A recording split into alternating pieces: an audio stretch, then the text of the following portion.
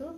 Saya Amalia Khairul Umma, mahasiswa Universitas Kyai Haji Abdul Wahab Hasbullah, Prodi PAI Extension, kelas F semester 2. Video ini saya buat untuk memenuhi tugas dari Bapak Wahyu Setiabudi selaku dosen mata kuliah Ilmu Pendidikan Islam 2. Dan kali ini saya memilih bab lembaga pendidikan Islam. Lembaga pendidikan Islam. Pendidikan di Indonesia telah berlangsung jauh-jauh hari sebelum terbentuknya Republik Indonesia. Pendidikan Islam sendiri pada umumnya muncul dan berkembang karena pengaruh seorang tokoh ulama agama yang kita sebut biasanya Pak Kiai, Bunyai, dan para ulama lainnya. Khususnya di Pulau Jawa, tokoh agama tersebut biasa kita panggil sebagai wali. Pada umumnya, para wali mendirikan sebuah pesantren untuk mengajarkan agama Islam. Pendidikan Islam semakin berkembang sejalan dengan ide-ide cemerlang dari para tokoh Islam itu sendiri dalam mengembangkan pendidikan Islam. Ini saya akan membahas tentang bagaimana lembaga-lembaga pendidikan Islam di Indonesia. Yang kedua, apa saja macam-macam pendidikan Islam. Kemudian selanjutnya bagaimana pengelolaan administrasi pendidikan Islam. Sebelum lebih jauh, saya akan mendeskripsikan apa sih lembaga pendidikan Islam itu sendiri. Nah, lembaga pendidikan Islam yaitu lembaga atau tempat berlangsungnya proses pendidikan yang dilakukan dengan tujuan untuk mengubah tingkah laku individu ke arah yang lebih baik melalui interaksi dengan lingkungan sekitar. Macam-macam lembaga pendidikan Islam di sini terdapat dua, yakni yang pertama adalah formal dan non formal. Yang pertama yang akan saya jelaskan adalah yang formal. Meliputi yang pertama ada pesantren. Pesantren di sini yaitu sekolah Islam berasrama yang terdapat di Indonesia yang bertujuan untuk memperdalam pengetahuan tentang Al-Quran dan Sunnah Rasul dengan mempelajari bahasa Arab dan kaidah-kaidahnya. Tata bahasa Arab. Pesantren merupakan pendidikan Islam tertua di Indonesia yang berfungsi sebagai pusat dakwah dan mengembangkan agama Islam. Kata pesantren berasal dari bahasa Tamil yang berarti guru mengaji. Namun ada juga yang menyebut berasal dari bahasa Sanskerta, yaitu Sansastri, yang berarti orang-orang yang mempelajari buku-buku suci atau orang yang melek huruf. Pada umumnya, pesantren terdiri dari beberapa elemen atau unsur. Yang pertama yaitu pondok, kan kita biasanya menyebutnya sebagai asrama. Pondok pesantren merupakan lembaga pendidikan Islam tradisional yang lebih menekan aspek moralitas kepada santri dalam kehidupan ini. Karenanya untuk nilai-nilai tersebut diperlukan bimbingan yang matang kepada santri. Untuk memudahkan itu diperlukan sebuah asrama sebagai tempat tinggal untuk belajar di bawah bimbingan seorang kiai. Yang kedua ada masjid. Masjid merupakan elemen yang paling penting sebab masjid ini merupakan tempat pusat kegiatan yang ada bagi umat Islam. Masjid dijadikan sebagai pusat pendidikan. Seorang kiai yang ingin mengembangkan pesantren biasanya yang pertama didirikan adalah masjid di dekat rumahnya. Karena dengan demikian berarti ia telah memulai suatu dengan simbol keagamaan, yaitu masjid yang merupakan rumah Allah, di mana di dalamnya dipenuhi dengan rahmat dan ridha Allah Subhanahu wa taala. Yang ketiga yaitu santri itu sendiri ya. Santri adalah siswa yang tinggal di pesantren. Seorang santri harus memperoleh kerelaan seorang kiai. Jadi santri itu harus memiliki ridho dari kiai-kiainya dengan mengikuti segenap kehendaknya dan melayani setiap kepentingannya. Di sini pelayanan harus dianggap sebagai kehormatan. Jadi melayani dari Bapak Kiai dan Ibu Nyai itu merupakan suatu kehormatan bagi santri itu sendiri untuk mengalap barokah. Dan barokah itu sendiri adalah alasan tempat berpijaknya santri di dalam menuntut ilmu. Kemudian ada kitab kuning. Kita tidak asing lagi dengan kitab kuning karya bagi seorang santri-santri. Kitab kuning pada umumnya dipahami sebagai kitab keagamaan berbahasa Arab, menggunakan aksara Arab yang dihasilkan oleh para ulama dan pemikir lainnya di masa lampau, khususnya berasal dari Timur Tengah. Kitab kuning mempunyai format sendiri yang khas dan warna kertas kekuning-kuningan, makanya kita sebut sebagai kitab kuning ya. Pada umumnya isinya menyinggung masalah syariat, fikih, dan masalah-masalah keimanan lainnya. Selanjutnya, Kiai. Kiai merupakan unsur kunci dalam pesantren. Karena itu, sikap hormat atau takzim dan kepatuhan mutlak terhadap Kiai adalah salah satu nilai pertama yang ditanamkan kepada santri. Kiai dengan karohmahnya adalah orang yang senantiasa dapat memahami keagungan Allah dan rahasia alam. Dengan demikian, Kiai dianggap memiliki kedudukan yang tidak terjangkau, utamanya oleh orang biasa. Karena karomahnya, santri dan masyarakat menyerahkan kekuasaan yang luas pada Kiai. Jadi Kiai itu sangat dihormati, dan biasanya mereka percaya hanya orang-orang tertentu yang bisa mewarisi karomahnya tersebut sebagai keturunannya dan santri kepercayaannya. Jadi biasanya Kiai itu tidak hanya dari keluarganya saja, melainkan bisa jadi menjadikan santri itu sendiri sebagai Kiai. Dan metode-metode yang ada di dalam pesantren ini ada dua metode yang sering digunakan dalam pendidikan pesantren, yaitu yang pertama ada metode wetonan, yaitu metode di mana Kiai membaca suatu kitab dalam waktu tertentu dan santri dengan membawa kitab yang sama mendengarkan dan menyimak bacaan Kiai tersebut. Dalam sistem pengajaran yang semacam ini tidak mengenal absen. Santri boleh datang dan boleh tidak datang, juga tidak ada ujian. Tapi pada pesantren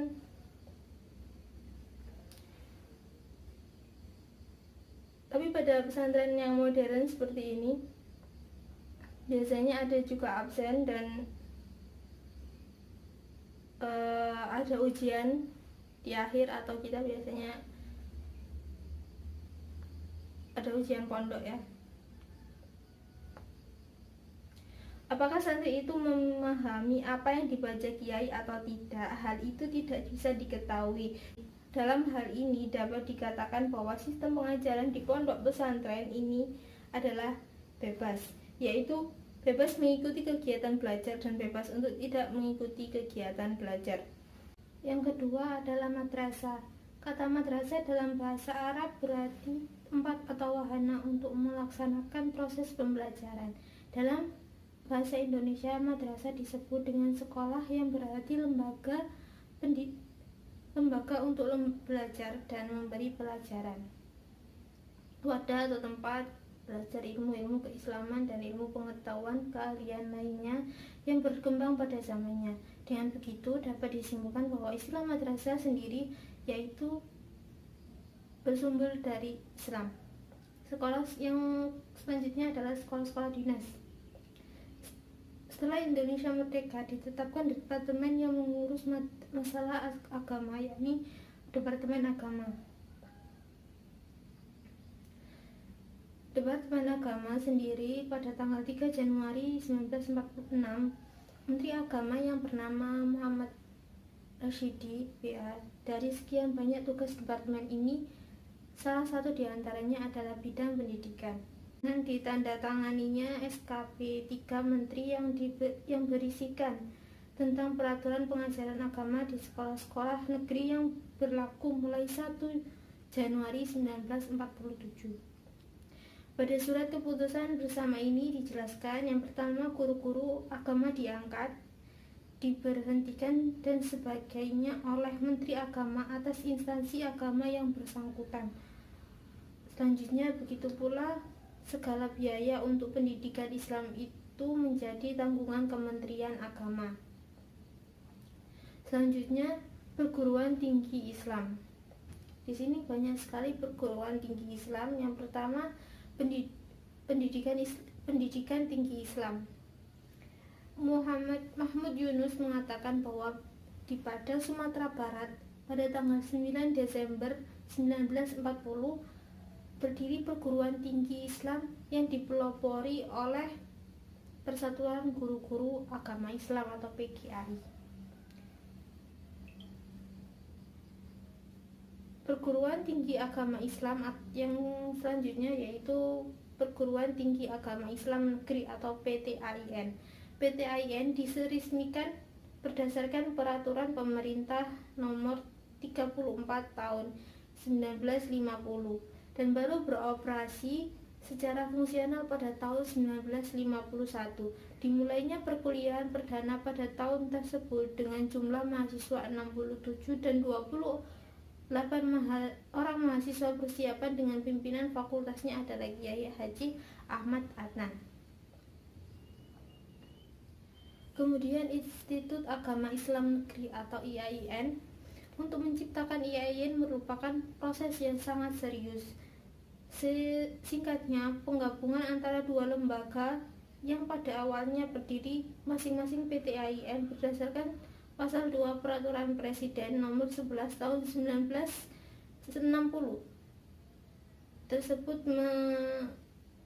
Menteri Agama mengeluarkan sebuah ketetapan Menteri Agama Nomor 43 Tahun 1960 tentang penyelenggaraan Institut Agama Islam Negeri dan sebagai pelaksanaannya dikeluarkan Peraturan Menteri Nomor 8 tahun 1961 tentang pelaksanaan penyelenggaraan IAIN. Beda IAIN dengan STAIN, yaitu dari institut menyelenggarakan program akademik dan profesional dalam sekelompok disiplin ilmu pengetahuan, teknologi, dan kesenian yang sejenis, sedangkan sekolah tinggi menyelenggarakan program pendidikan akademik dan profesional dalam lingkup disiplin ilmu tertentu. Beberapa tahun belakangan ini ada pemikiran yang ingin mengembangkan IAIN menjadi universitas. Rintisan ke arah itu telah mulai dilaksanakan pada beberapa modal dasar yang dimiliki oleh IAIN yang menjadikan landasan bagi pengembangannya. Yang pertama ada landasan filosofis dan konstitusional, yang kedua sosiologis, yang ketiga edukasi. Kemudian ada Perguruan Tinggi Agama Islam Swasta atau PTAIS. Universitas Islam yang semacam ini sudah tersebar luas di Indonesia yang diasuh oleh organisasi-organisasi Islam, dan ada pula yang berbentuk yayasan yang tidak bernaung dalam suatu organisasi Islam. Kemudian pendidikan Islam non-formal, yang tadi yang formal dan sekarang yang non-formal. Di Indonesia, jauh sebelum adanya pendidikan Islam formal di pesantren, sekolah, madrasah, dan pendidikan tinggi, telah berlangsung pendidikan non-formal. Pada para mubaligh atau ulama berdatangan dari luar negeri melakukan pendidikan secara non-formal. Masjid atau tempat-tempat lain yang biasa untuk ditempati adalah pusat kegiatan pendidikan tersebut. Jadi mereka mengajarkan atau menyalurkan ilmu-ilmu dari para ulama itu biasanya di masjid. Pendidikan non formal ini ditujukan kepada masyarakat, jadi tidak terpatok pada usia berapapun dan siapapun bisa mengikutinya. Sedangkan untuk pendidikan murid-murid mereka melakukan secara khusus. Nah, pembahasan kita selanjutnya yaitu administrasi pendidikan Islam. Administrasi pendidikan Islam. Kata administrasi berasal dari bahasa Latin yang berasal dari kata ad dan ministre. Kata ad memiliki arti yang sama dengan to dalam bahasa Inggris yang berarti ke atau kepada. Ministre sama artinya dengan to serve atau to conduct yang berarti melayani, membantu, atau mengarahkan. Dalam bahasa Inggris to administer berarti pula mengatur, memelihara, to look after, dan mengarahkan. Jadi kata administrasi dapat diartikan menjadi suatu kegiatan atau usaha untuk membantu, mengarahkan, mengatur semua kegiatan di dalam mencapai suatu tujuan tertentu. Pendidikan mengubah perilaku manusia dari yang tidak beradab ke kehidupan yang lebih beradab. Karenanya pendidikan mengembangkan seluruh aspek kepribadian manusia melalui transformasi nilai dengan cara mendidik, mengajar, dan melatih. Administrasi pendidikan yaitu segenap proses pengarahan dan segala sesuatu baik personel, spiritual maupun material yang bersangkut paut dengan pencapaian tujuan pendidikan Islam. Jadi dalam proses administrasi pendidikan, segenap usaha orang-orang yang terlibat di dalam proses pencapaian tujuan pendidikan itu diintegrasikan, diorganisasi, dan dikoordinasi secara efektif. Dan semua materi yang diperlukan yang telah ada dimanfaatkan secara efisien. Peralatan dan perlengkapan, termasuk keuangan, juga merupakan unsur administrasi yang tidak dapat diabaikan. Bagaimanapun pandainya personel sebagai pelaksana pendidikan dan baiknya sistem serta program pendidikan yang tersusun di dalam kurikulum, tanpa ditunjang dengan sarana dan prasarana yang cukup dan sesuai, akan sukar untuk mencapai tujuan yang telah ditetapkan. Maka diperlukan adanya administrasi pendidikan. Bidang garapan dari administrasi pendidikan meliputi yang pertama adalah administrasi tata laksana sekolah. Di sini dibagi menjadi berbagai macam. Yang pertama adalah organisasi dan struktur tata usaha, yang kedua otorisasi dan anggaran belanja keuangan sekolah, yang ketiga masalah kepegawaian dan kesejahteraan personel sekolah, yang ketiga masalah kelengkapan dan pembekalan, yang kelima keuangan dan pembukuan, yang keenam korespondensian atau surat menyurat, yang ketujuh laporan-laporan seperti bulanan, kuartalan, dan tahunan, yang kedelapan masalah pengangkatan, pemindahan, penempatan, dan pemberhentian pegawai, yang ke-9 pengisian buku pokok, klaper, dan rapor. Selanjutnya administrasi personel guru dan pegawai sekolah. Sini ada 6. Yang pertama pengangkatan dan penempatan tenaga guru, yang kedua organisasi personel guru-guru, ketiga masalah kepegawaian dan kesejahteraan guru, keempat rencana orientasi bagi tenaga guru yang baru, kelima konduite dan penilaian kemajuan guru-guru, yang keenam upgrading guru-guru. Administrasi selanjutnya yaitu administrasi murid. Yang pertama organisasi dan perkumpulan murid, kedua masalah kesehatan dan kesejahteraan murid, ketiga penilaian dan pengukuran kemajuan murid, keempat bimbingan dan penyuluhan bagi murid-murid. Dari penjelasan yang tadi saya sampaikan, bisa kita tarik kesimpulan, yaitu lembaga pendidikan Islam adalah tempat berlangsungnya proses pendidikan Islam yang dilakukan dengan tujuan untuk mengubah individu menjadi insan yang lebih baik lagi dan lebih bermanfaat bagi masyarakat. Macam-macam pendidikan formal tadi ada 2, yakni yang pertama ada formal dan non-formal. Yang formal seperti pesantren, madrasah, sekolah dinas, dan perguruan tinggi. Yang kedua, pendidikan yang non-formal seperti pengajian di masjid atau TPQ. Pembahasan kita selanjutnya tadi ada administrasi pendidikan Islam. Administrasi pendidikan ialah segenap proses pengerahan dan pengintegrasian segala sesuatu, baik personel, spiritual maupun material, yang bersangkut paut dengan pencapaian tujuan pendidikan. Jadi di dalam proses administrasi pendidikan, segenap usaha staf yang terlibat di dalam proses pencapaian suatu tujuan pendidikan itu diintegrasikan, diorganisasi, dan dikoordinasi secara efektif. Dan semua materi yang diperlukan dan yang telah ada dimanfaatkan secara efisien. Demikian penjelasan dari saya tentang Lembaga Pendidikan Islam. Kurang lebihnya saya mohon maaf sebesar-besarnya. Akhirul kalam, wassalamualaikum warahmatullahi wabarakatuh.